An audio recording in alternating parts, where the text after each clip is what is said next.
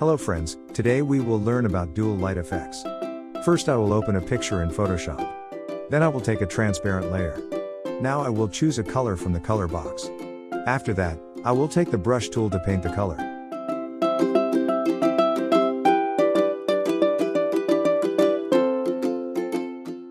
Now I will paint a little on one side of the model face. Then, I will select the color option from the blading mode of the layer box, and decrease the color opacity.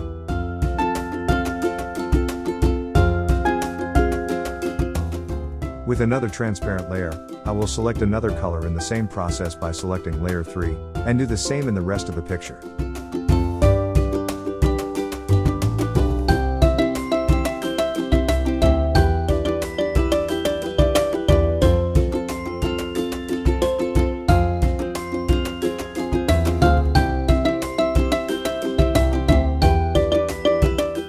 Now by selecting the curve option from the adjustment layer and applying preset darker, my dual light effect will be completed. I hope you liked the video. Subscribe our channel to see more tutorials like this. Visit our website at www.clippingamazon.com.